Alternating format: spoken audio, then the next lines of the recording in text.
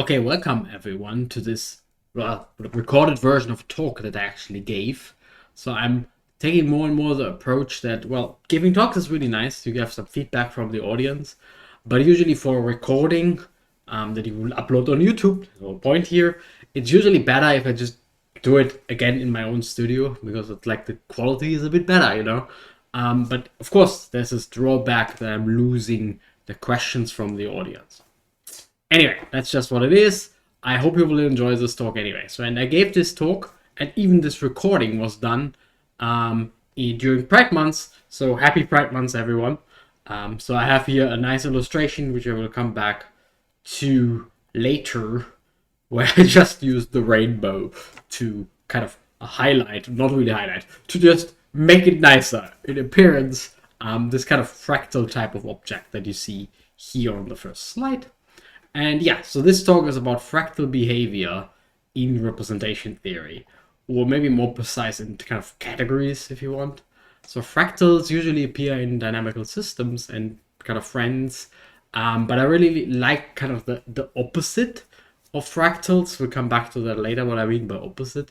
That usually tend to appear in some more combinatorial fields, like category theory is certainly a field. It's more, maybe I should have said discrete instead of combinatorial. So more discrete fields. In contrast to dynamical systems and analysis, they're more like, well, continuous fields if you want. So it's really about counting. So very, very discrete. And what I really like about it is that one of my favorite groups ever makes its appearance, SO2. And then there will be Cantor and Sapitsky. So if you have seen fractals, Cantor will be the Cantor set and Sapitsky will be the Sapitsky triangle. And they both appear from representations of SL2, which is kind of really exciting, I think, because SL2 is this group that you see quite late in your life, but as soon as you kind of met it, it will never go away. Kind of SL2 is just fantastic. It's just like the most important Lie algebra, if you want, or in this case, the most important group, Lie group. Yeah, it's just has so much structure. It's kind of this nice interplay between having enough structure to do something interesting, so interesting in the sense of modern mathematics, and having it's still easy enough to be accessible. So there's a bunch of very interesting math out there, which is just way beyond everyone. And of course, nobody talks about it because it's way beyond everyone, right? And SL2 is kind of different. It's kind of at the border of what is nice. And yeah, it's always very surprising how much beautiful mathematics just pops out of SL2. And I will give you several examples, but later in the talk, how that happens for SL2. But first, I kind of want to motivate. Every good talk should start with motivation. Not saying this will be a good talk, but certainly if I want to be a good talk, I should start with some motivation. And the motivation I have in mind is the prime number theorem, or kind of the prime counting, a little bit more down to earth. So the prime number function, the prime counting function, whatever you want to call it, usually denoted by pi. So here's my little friend pi. So this is kind of not the pi, pi. So it's not the 3.14 pi. It's the prime counting function, pi. It's really just the number of primes up to a certain bound. And yeah, so primes are a bit nasty. They kind of pop up randomly. But you can say a lot of primes if you just study them instead of just counting them, right? So instead of counting them, let's not count. Like study them more like asymptotically, statistically, using random processes, something like that. And that's trying to do the same here. And I'm trying to, in the end, convince you that the realm of category theory is kind of still very, very amenable to methods similar in analytic number theory, but kind of underexplored. And this is always exciting. Everyone likes underexplored fields because then you can jump right into it and discover your own species if you want. So you can name a moth after yourself or something like that. Anyway, so here something prime numbers, we just count the number of them. Counting is very tricky, and I will ask several questions about them. So for example, can we say something about how this function grows kind of really roughly? What is the dominating growth? What is the leading growth? Whatever you want to call it. And it's not so difficult to see that the leading growth is about n. So here in my illustration, ignore Li for a second. Here's my pi, pi, and it roughly grows like n. And by the way, we see that several times. This is a log plot, so I put a log on the y-axis. You can kind of see it here. It goes from 1 to 5 to 10 to 100, while it is a standard plot on the x-axis. And this makes a line, growth rate of n, look like it's going down, like a log, right? And a line, and n looks like a log in a log plot. But you will see a lot of exponential growth later, so that's why I like log plots. Anyway, so here you can see n, and the pi is not much faster, not much different from n. It kind of has the same slope type, right? So it kind of looks very similar. There's a little bit of a gap here, so it's not quite spot on, but it kind of gets the same type of slope in my plot. So the leading growth rate of the prime counting function is fairly easy to be seen linear. Okay, well, that's not so bad. And then you just, well, why did people do that? Well, here's one of my favorite stories. So Gauss and Legendre and co. So Gauss in the usual fashion, like, oh, I did that when I was 12. And Legendre published, I think, a book on kind of prime number tables and arithmetic around them. And yeah, so here is Legendre's approximation of the prime counting function. So Legendre still tried to put in this extra factor here. If you use this, actually will do very well in this table. But anyway, here's the table. So whatever I called n, Legendre calls it x. And well, the number of primes up to 10,000, 20,000, 30,000, 40,000, whatever. And per formula, so this guy here, and during to the table, so people really computed those numbers. And anyway, yeah, it matches pretty good, right? If you look here and here, it's almost the same.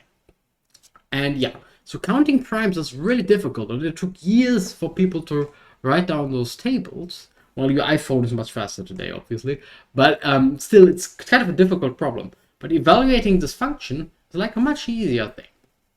And that's the whole point why we want to do that.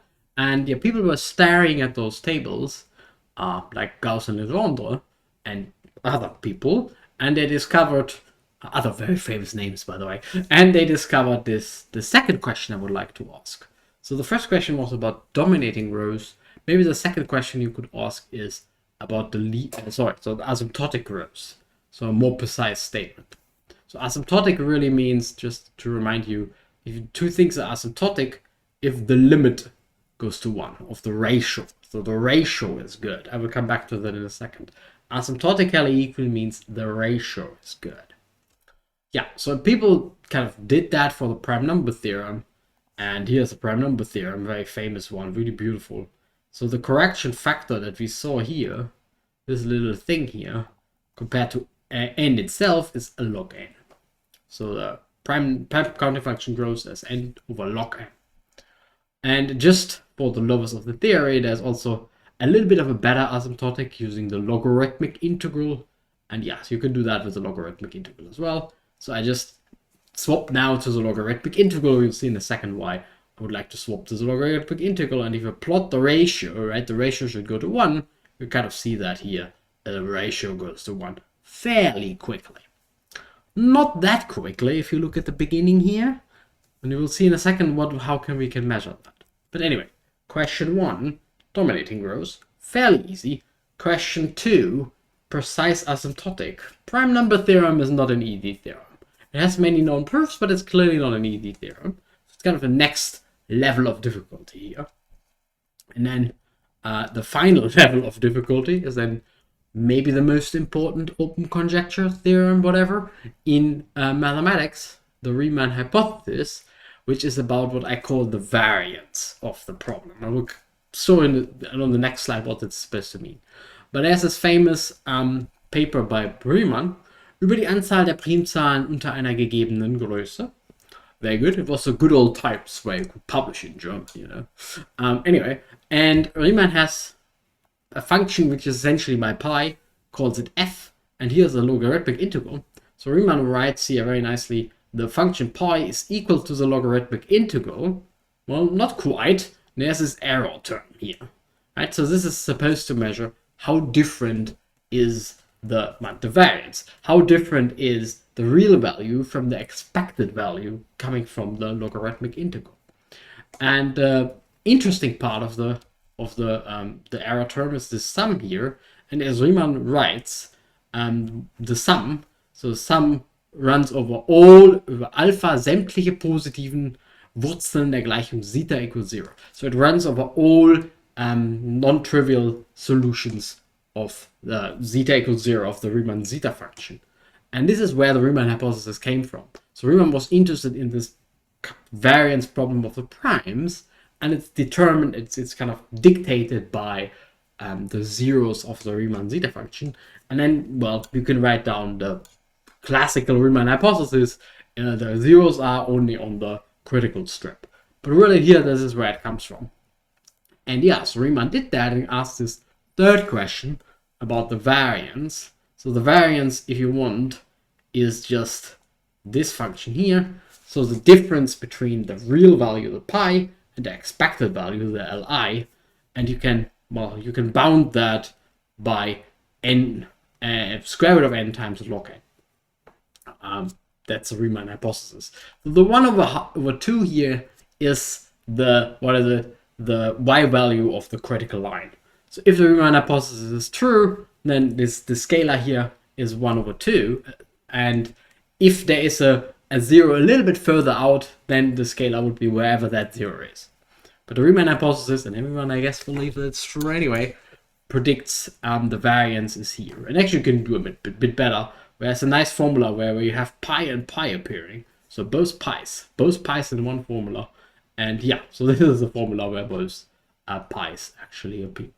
And yeah, you could plot that again, and you will see that this is really this bound. It does pretty bad on the first few, but eventually it will be good, and that's the only thing we care for in this asymptotic counting anyway. So I don't care what happens for the first 1,000,000 entries. I don't care. 1,000,000 was a bad number here because my plot only goes to 100,000. But anyway, I don't care what happens in the beginning. I care about the long-term behavior. Okay, I hope that is reasonably clear. In particular, I have those 3 questions which I will pull up later again. Kind of the overall growth, the precise growth if you want, and the expected difference, so the difference between the expected growth and the real growth, the variance, and they really grow in difficulty, right? So dominating rows should be easy. Asymptotic formula, prime number theorem, definitely not easy. Variance, Riemann hypothesis, well, calling that easy is probably not a good idea. So I will not call it easy. Let me just call it super difficult. And it's kind of a pattern I will see in representation theory in monoidal categories as we go along. Anyway, so now I do the following, and I make this ansatz. I assume that I have some function some sequence of numbers, some sequence of numbers, Bn, that I would like to understand. And again, it's like a prime counting function, so I can't really write down a nice formula. So what I will write down is an asymptotic formula, and I make the ansatz that this is of this form. We'll see later that essentially everything I'm ever going to do is of this form. So the ansatz, everything grows exponentially. So the ansatz is that there is a scalar that I call h. We'll talk about h a lot later. For now, just think of it as a scalar. And then there is a sub-exponential factor given by a tau, and there's an exponential factor given by a beta. So it grows like beta to the n. There's some polynomial correction term, and then there's some scalar type object. That's what I expect from non-counting. And Bn is some sequence right now, and so this actually works. It boils down to some properties of generating functions, but we will see in a lot of examples that this is kind of what I expect from monoidal categories. Sometimes h is more complicated, but for now you could think of h as being a scalar. So what we have is a scalar, a sub-exponential factor, and an exponential factor. Yeah, I hope that makes some sense. This formula will appear like 1,000,000 trillion times. So it's right now would be, if this would not be a recording but a live talk, would be a good option to ask me about it. But since this is a recording, I feel like there are not many good options to ask me about it right now. So I just carry on. Okay, examples. prime counting function satisfies this property. I just do the trick. I mean, prime counting function grows linearly, but if I go through it in exponential steps, it will have exactly this form, right? So blue is always the dominating rows. What is it? Purple is always the sub-exponential factor, and the h is in red. So in this case, the h is really boring. It's 1. Okay, and yeah, whatever. The sub-exponential factor is n to the minus 1, for example. But this kind of pattern happens like all the time. Number of partitions is one of my favorite. So number of partitions, I go through it with larger step size, but otherwise the number of partitions has dominating rows given by e to the pi. So e to the pi. It's not quite e to the pi, there's a square root of 2 over 3. But let's be realistic, square root of 2 over 3 is essentially 1. Anyway, so the dominating rows rate is here, and then there's a correction term, and then there's a scalar. The number of trees behaves exactly the same. There's a scalar, there's an exponential factor, and then there's an exponential factor. Fun fact here about the number of trees is that I don't know any nice expressions of the scalars, c and d. So d is called the tree constant. There's a constant associated to trees. It just appears here. And it's almost 3. It's not quite 3, but it's almost 3. Rabbit counting a la Fibonacci, right? Fibonacci numbers, golden ratio to the n, square root of 5 as a correction factor. And it could absolutely happen that, so here the scalar is trivial. It could also absolutely happen that the sub-exponential factor, correction factor, is trivial. The middle binomials, oh, this is one of my favorite. The middle binomials grow like 2 to the n with some little correction. There's a square root of 2 over pi. And this is kind of a fun fact, which happens all the time with those funny countings. So the binomial distribution here, and then a bigger one, essentially will concentrate will kind of converge to a delta distribution. It will concentrate in one point. And this is a really beautiful example how that works, because, well, let me just do it. The sum over all binomials is actually 2 to the n. Yeah? The sum over all of them is 2 to the n, but the middle one already grows like 2 to the n. So it really kind of peaks out in a certain very tiny region in the end. Kind of peaks out in the middle. Yeah, anyway, so these are hopefully reasonable examples what happens, and that you see this pattern really a lot of times. We have a few more examples for you.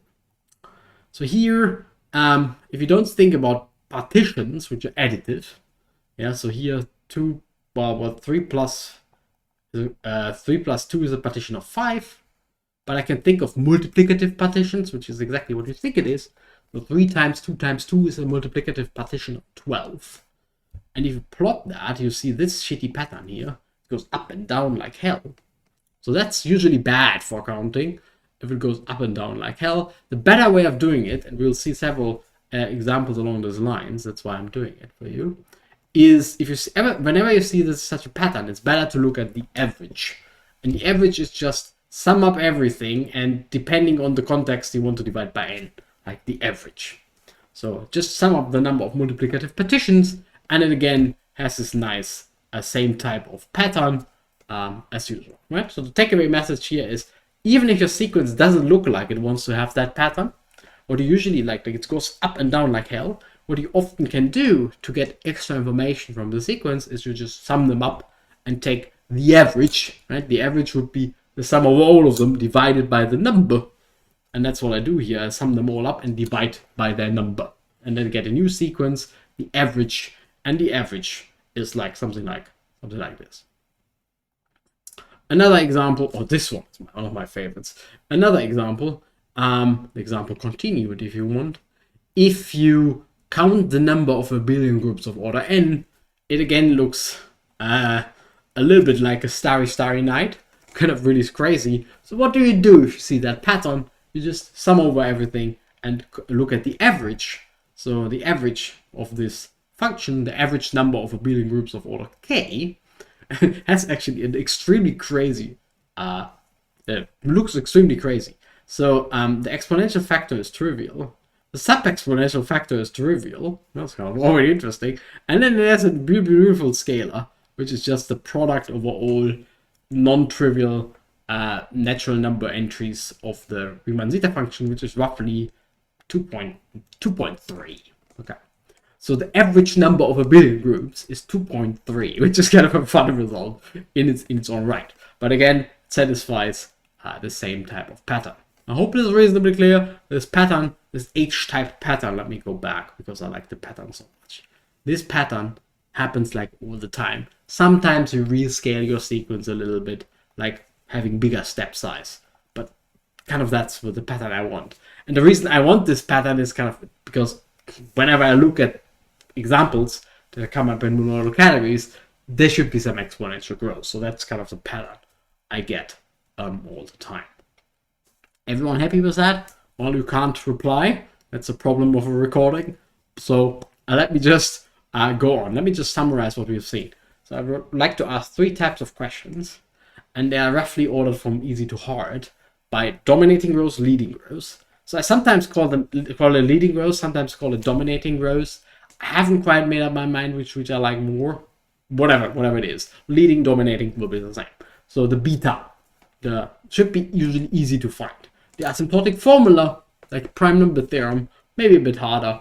And the variance, the difference from the, well, in my notation here, the asymptotic formula will be an or an, if you want to think of it as a sequence instead of as a function. And the variance is just the difference between my real sequence that I call bn and the expected value, which I call an. And the variance is like the Riemann hypothesis. So as I said, calling the Riemann hypothesis easy is probably not a really good idea. So let me just call it hard.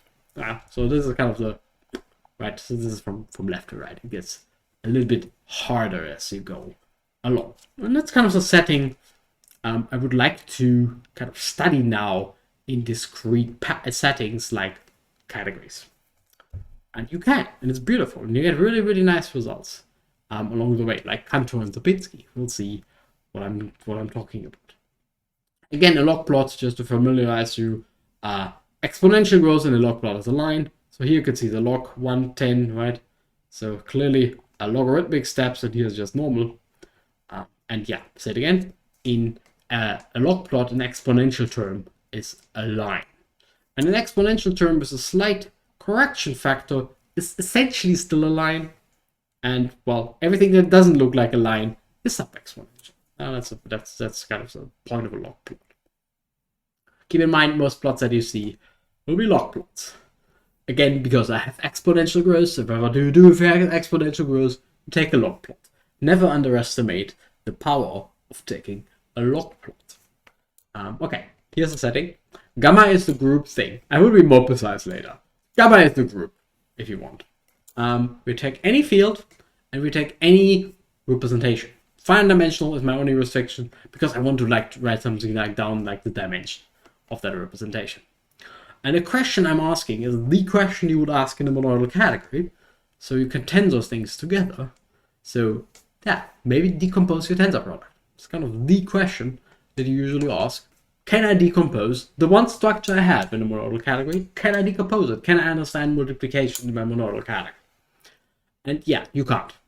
In general, you simply can't. Even for a group, you usually can't. For example, if the group would be the symmetric group here, and the ground field would be like just the complex numbers, then decomposing this representation explicitly is known as the Kronecker problem, and that's open since the 1930s. So probably it's not going to happen that I will solve it for you today. So if you came here for the Kronecker problem, sorry, we'll not be solving it. Anyway, what I would rather do is I do my number theory trick, right? So if I can't write down an explicit decomposition, I just count asymptotically and hope that I get a nice answer. That makes some sense. So let's see what we can do. So Bn, my sequence, the number of indecomposable summands in V to the n. Wonderful. Counted with multiplicities. So for example, if you really look at my little example SL2, so SL2, the subtitle of this talk is SL2. So let's look at SL2. Standard SL2, complex numbers, standard representation. Matrices act as matrices on a two-dimensional space. Really just vector multiplication. Vector multiplication, matrix times vector. And you can do this and you get this type of sequence here. So 1, 1, 2, whatever it is. 1, 1, 2, 3, 6. Whatever for b equals this. Well, let's see. So the zeroth tensor power, clearly just by definition, if you want, is a trivial representation. So you have one summand. The first tensor power is also not that exciting. It's just v. So you have one summand. The next tensor power, so v tensor v, will decompose as the symmetric power and of v and the trivial representation. So I count 2, and then the symmetric power will spit out another symmetric power, a higher one, if you tensor it 3 times. So maybe I should do this. Oh, why? What I can do now is I can use colors. Whoa. Fabulous colors. So if you color, and maybe I should color this now as well, and you take third tensor power, then okay, fine. This guy spits out a copy of v, obviously. This guy spits out a copy of v and a sum 3. So this is sum 2. Maybe I should have written this sum 2 and then the sum 3. So I get 1, 2, 3 summands, right? And so on. Okay, and you can easily compute that. And if you put that, so here comes a research task. Just open the online integer sequence, like this guy here, and you just put in the numbers. So let's see whether I will be able to do that for you. So you just put in the numbers. Wonderful. So 1, 1, 2, 3, 6, 10, 20. That should be already enough. Let's see. The binomial. Wonderful. Let's go. Let's go. Let's look at it a little bit nicer here. Wonderful. The binomial n floor n over 2. The middle binomials. 1, 1, 2, 3. We have seen the middle binomials. Let's see what this says about the middle binomials. A lot of information. A very large side. Links. Oh yeah, the middle binomials are very, very popular. Formulas. Let's see. Okay, yeah, sure. You can sum them up. Here's some nice. There's a generating function. That's already a good start.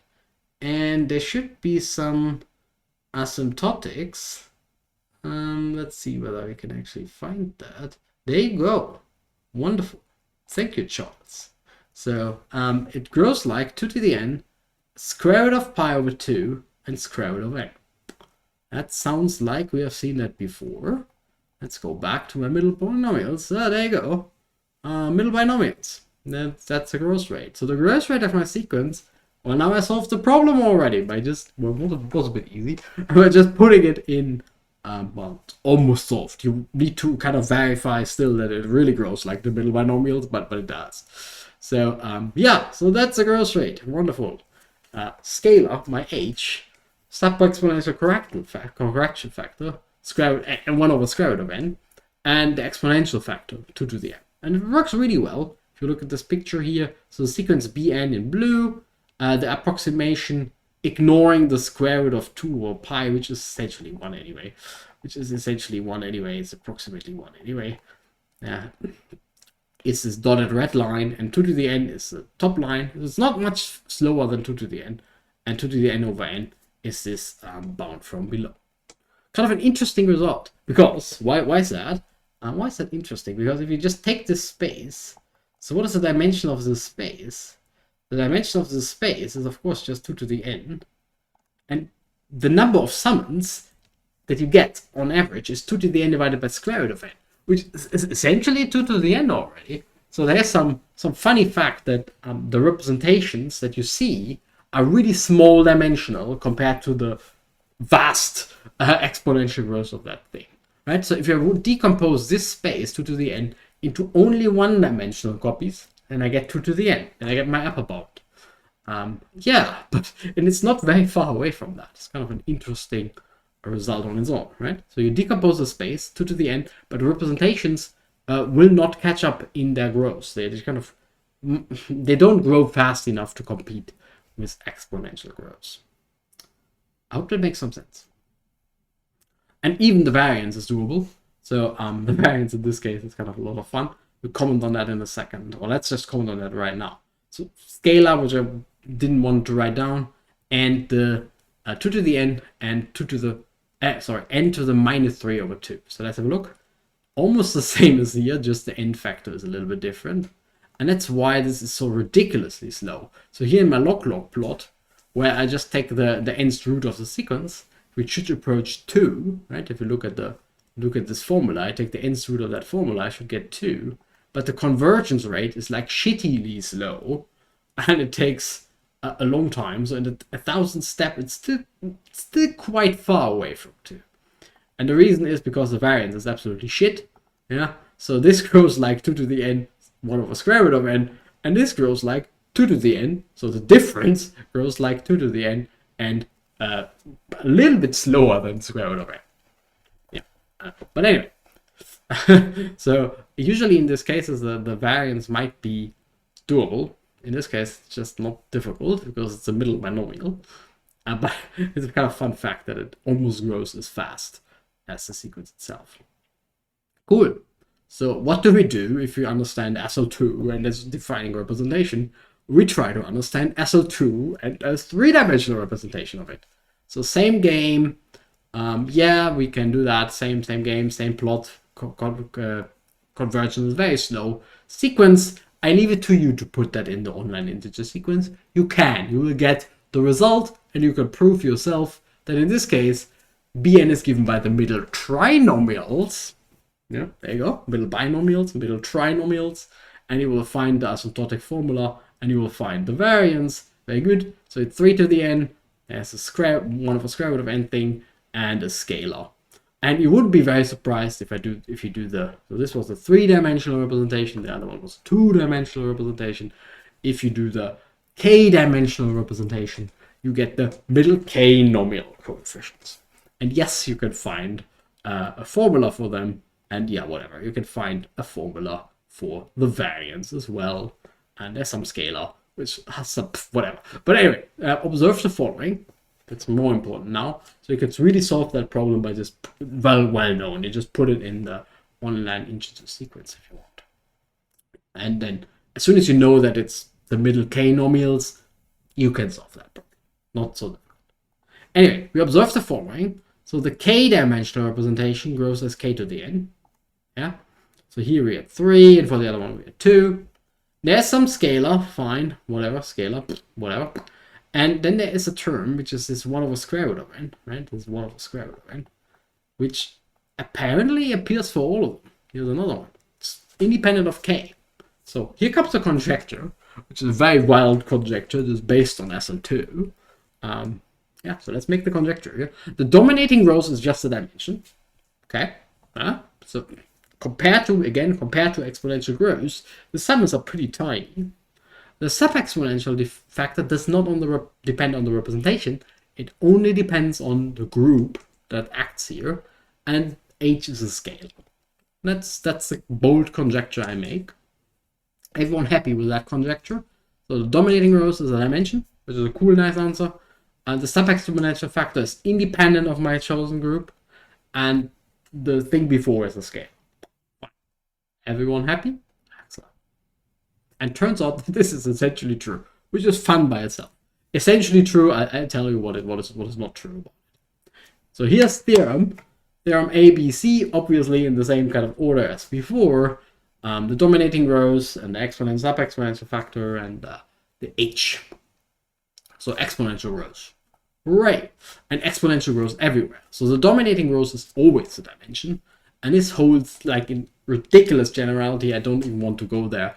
Any characteristic, any representation, any semi-group, super scheme. If you don't know what that is, any group. So very, very general. N to the tau only depends on gamma. And this is not so difficult to prove for all groups. Now, I haven't studied the semi-groups, but characteristic 0 is important. So this pattern from SO2 generalizes to all groups in characteristic 0 and all representations of them, which is kind of a vast statement, like all groups, really. It's quite a lot. And H, well, it's not quite a scalar and has the same, by the way, the proofs here are the same, so these two are linked.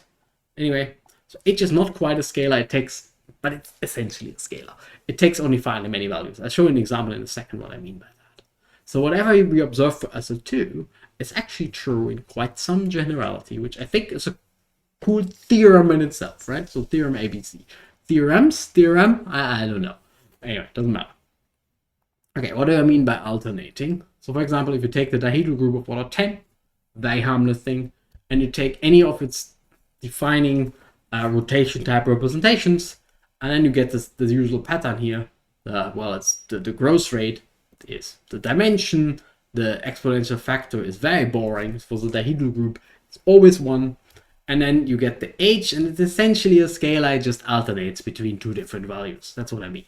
So in general, h in this case will just alternate between finitely many values, depending on a certain root of unity associated to the problem. Okay, so here really just depending whether it's even or odd, you can see it here. This either goes hand in hand, so it gets a little bit bigger, or it goes a little bit smaller. And I can kind of see this pattern, this alternating pattern of h. Okay, hope it makes sense. So the h is not quite a scalar; it's like an alternating, or you might have any number of different summands, and you have to have root of unities in your expression, but it only will alternate between finitely many, and has some periods, so it will start over again at one point. Okay, and yeah, so this is kind of a cool theorem. You can be even more precise, so let me just tell you because I like it. So for a reductive group, SL2, SL3, GL15 is my favorite. Tau is always the number of positive roots. Not quite. It's minus the number of positive roots over 2.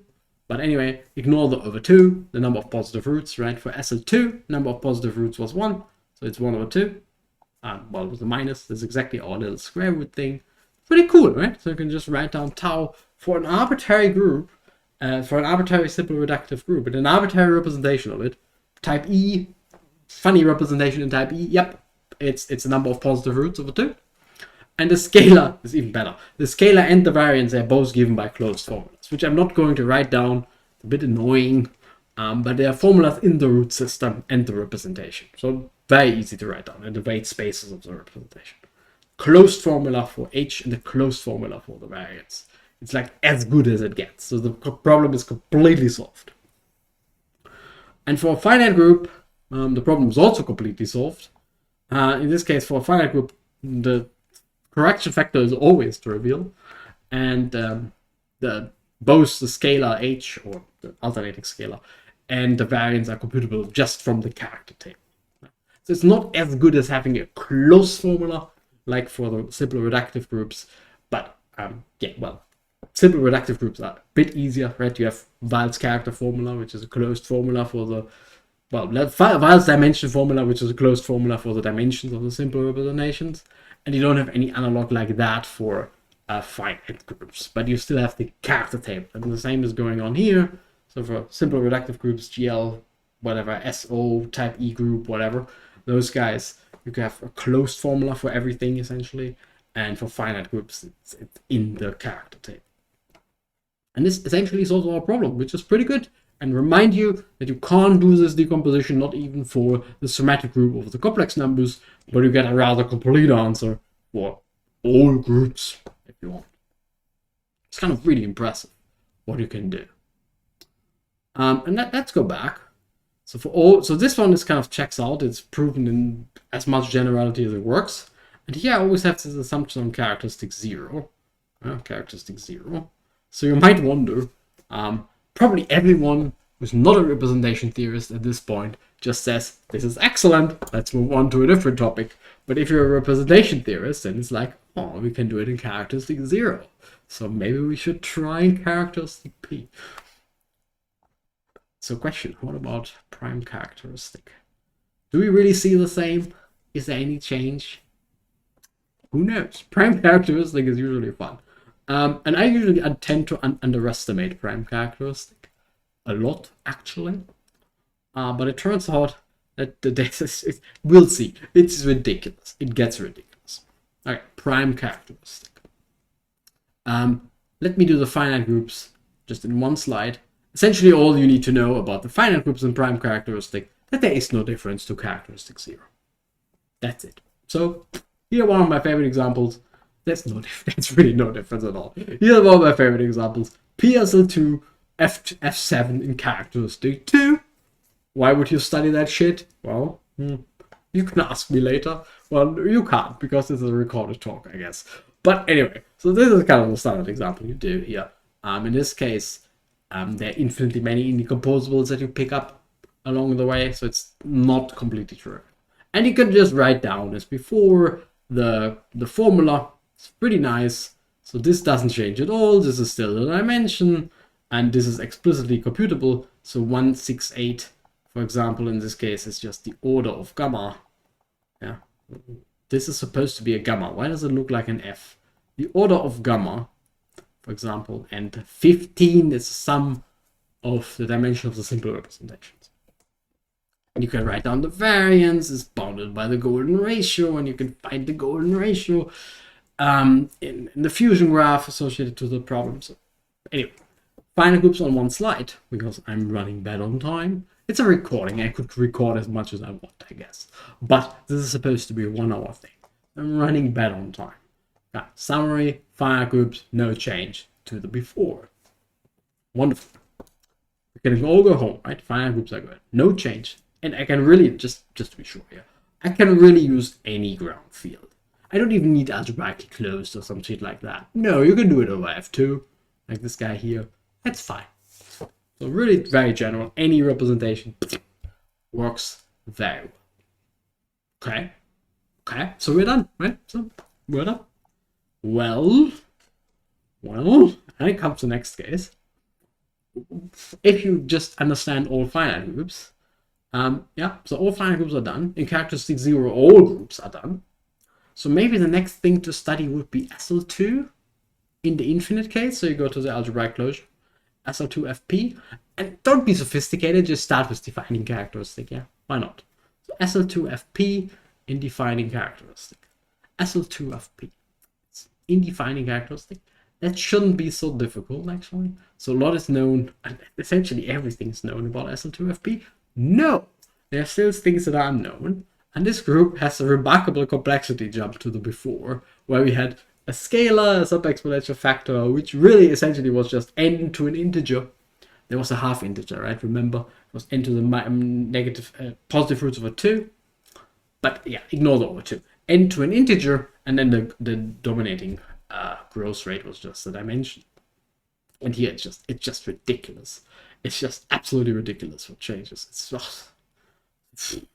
So what fractals appear all over the place in this problem, which makes it so exciting and so different from everything else. So up to this point, everything was essentially a finite problem, and now you will see the self-repeating pattern, which is kind of well known. I'm very surprised, but yeah. So Columbia Ettinghoff and Ostrich, and also Michael Larson, put that together very nicely quite recently. Really nice. Okay.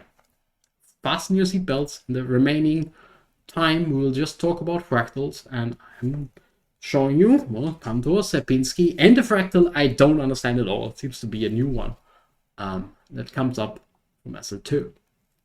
Okay, so here's the setting. I will first do some non-monoidal ones for you because they're a little bit easier, and then the monoidal. And let's take prime equal 3. I will argue later that it doesn't matter. Get any prime, but prime equal 3 spits out our all beloved fractal, the Cantor set. So let's say prime equal 3. And we take the simple representation of my defining group from before here. Remember, I fix my group now to be this guy. And my, my field to be the defining characteristic. So this guy, actually, this guy, this group, not a guy, this person has a representation of highest weight minus 1 over 2.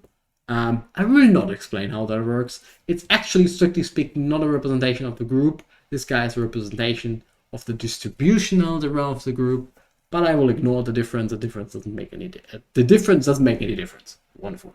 The difference doesn't make any difference.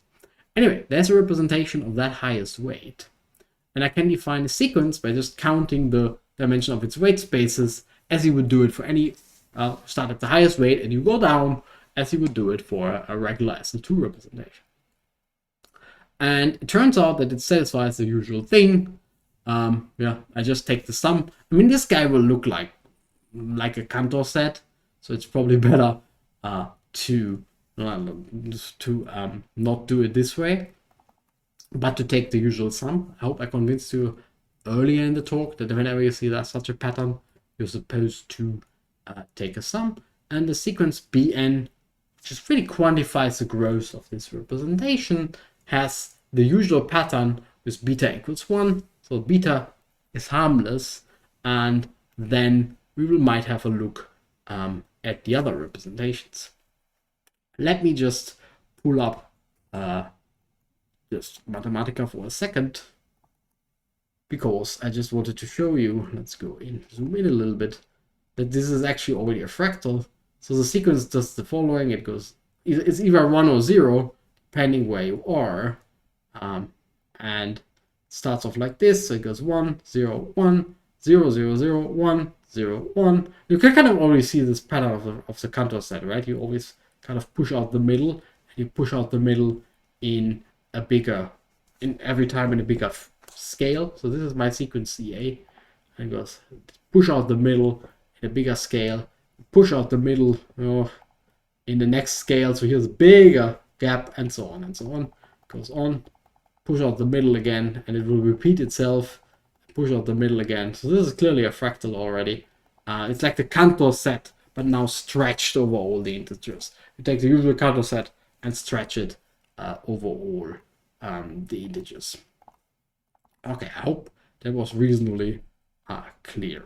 Right? So you take this Cantor set, you stretch it over all the integers, and yeah, sum over them and study the average as before, and it satisfies our favorite formula, and beta is harmless. Okay, this is a good start. What about tau and h? Yeah, what about tau and h? Yeah, let's have a look. Okay, so first new thing is tau is not an integer anymore. It's actually the dimension of the Cantor set, which is a transcendental number log 32. Okay, so tau is not an integer anymore. In all other problems, tau was an integer. Now it's a dimension of a fractal and a transcendental number at the same time. And h is just it's just anything but a scalar. H approaches a periodic function, which is the devil's staircase. So the devil's staircase function. In case you've forgotten what that is, let us just, it's also sometimes called the Cantor function. The Cantor function, let's just find it. Let's find a nice illustration of it. It's a function, maybe this one is good, that is defined on the Cantor set. As you can see, I'm defined along the Cantor set, and it will be this funny function that is essentially constant everywhere and still goes continuously from 0 to 1. The Cantor function. It's a fractal function. It's kind of a very popular, it's a famous example. And our h in this case, look at this picture here and compare it to the Cantor function. That comes up in a second. That is just a stretched out version of it, right? And this one is also just a kind of a sideways version of the Cantor function. So here, the sequence itself grows like the Cantor function. The h goes completely berserk and behaves like devil's staircase. So 2 complexity jumps here. The sub-exponential factor is anything but an integer. It's a transcendental number. And h is anything but a scalar. It's just a completely insane function. Yeah. I will call devil's staircase an insane function. It's completely insane. Completely insane. Nope, that was fun. Always a fun counting problem. Yeah. And again, you have not seen that until this point. Characteristic 0, you will never see that. Characteristic P for finite groups, you don't see that. SL2, it pops up all over the place. And yeah, what was special about P equals 2? Nothing really. P equals 3, nothing really. I just wanted the Cantor set spot on. You can do a P equals 5 version. You can really get a P equals 5 version of the Cantor staircase function. You can do a P equals 7 version. No difference at all. I hope that's reasonably to be expected, and you get this transcendental number. And you can actually do it even more general for a lot more representations. So the simpler representations you can take ln. This is a bad font. Let me try again. Maybe something that's more readable. Ln. N is indexed by a p-adic integer in that characteristic. So -1 is a p-adic integer, and you could construct a similar representation with similar patterns and more general fractals, and it's just completely insane. And you get more general Cantor staircase functions. Maybe not insane. It's actually pretty nice and pretty beautiful. Okay, so Cantor, SL2 and Cantor, wonderful. I never knew that before. It's just like, well, SL2 and Cantor. So you can cook up the Cantor set from SL2, in case you haven't noticed that before. You can cook up many more fractals from SL2. Here's the next one. So let's just take the now the finite dimensional ones, the simple representations of highest weight n, and let's just say p equals 2. Again, you can do that in general, it doesn't matter. And here's my sequence of dimensions. Yeah, it goes up and down and up and down. It's already a little bit fractal. And whenever you see that pattern, you know what to do. You take the sum, you take the average, and it will look like the usual type of formula.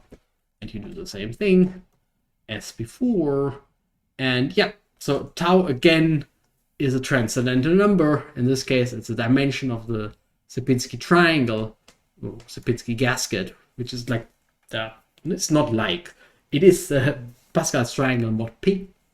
And H is, well, a Pascal's triangle mod P version of the Cantor staircase function. It is, again, goes completely berserk. This is p equals 5. You can kind of see that it's kind of self-similar. A little bit of this little bumps here, and then you have 4 more of them, they get a bit bigger, and then you will have 4 more of them, they get a bit bigger, and then you will have 4 more of them and get bigger, and so on. So just again, completely insane function, and yeah, not much I want to say about it actually, because it's just really. Oh, I can say one thing about it. It's really like Cantor staircase, but I haven't seen it anywhere. But it's the same thing, just from the Sierpinski triangle. So we already discovered a new fractal using representation theory of SL2. Again, 2 things different. Change. H is going berserk, and tau is now the dimension of a fractal. Some what is it? Irrational number. It's also irrational. What is the right name? Transcendental number. Again, some log, by the way. Anyway, so coming back to what type of fractals we see. So these are all zooming out fractals, so inverse fractals. So this guy repeats itself if you zoom out, right? So I start here and I zoom out.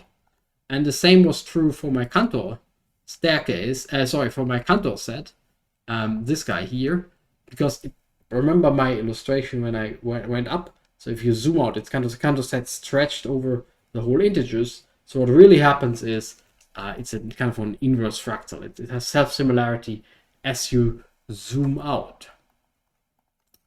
Yeah, wonderful.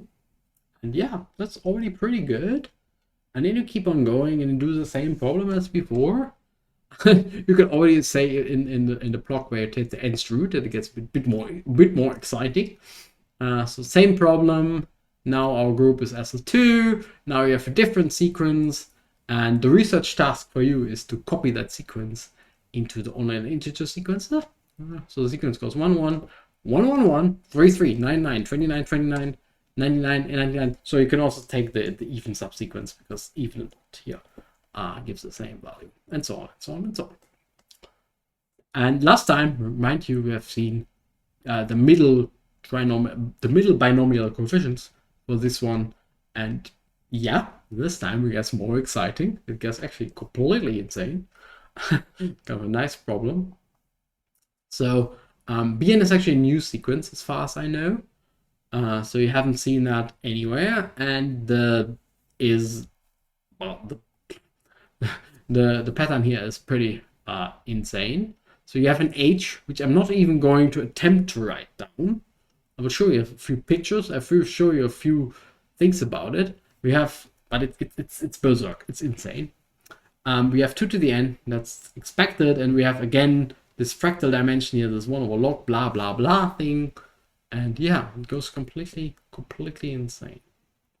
Really like that. So the h function is now smooth. It's smooth. It's different from the other cases. So it's smooth in this case. But it still has this kind of fractal pattern. It has a little bump, then it's a little bigger bump, then it's a little bigger bump, and then a little bigger bump, and it jumps up like hell and like crazy. And the tau is a fractal dimension again of a fractal, which is roughly this 0.7 thing. So again, same pattern. H is insane, like seriously insane, and tau is a transcendental number. So we make this connection to fractals. And again, you can play that with other representations. You get more fractals, you get kind of the same type of behavior and patterns. It kind of gets really, really excitingly beautiful. Only doing the vector representation, right? Remind you here, we're only doing the first step beyond finite groups, the vector representation of SL2. Nothing fancy, the vector representation of SL2. And it already gets pretty exciting, actually.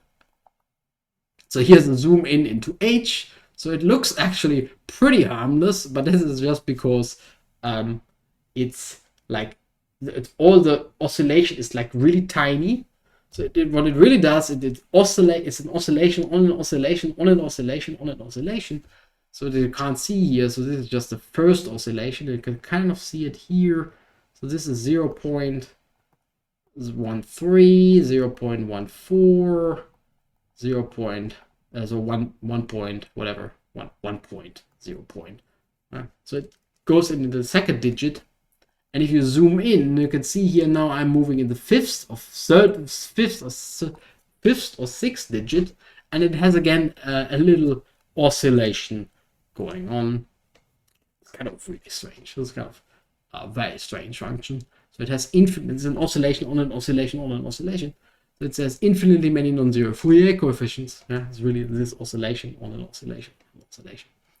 And you can write them down explicitly. I give a shout out to Colombier Ettinghoff Ostrich and also Larsen, who did that explicitly, because this guy is really, really complicated. So it involves some interesting analytic number theory. So there will be the zeta function turning up, there will be the gamma function turning up, there will be the Dirichlet-L functions turning up. It's kind of very exciting.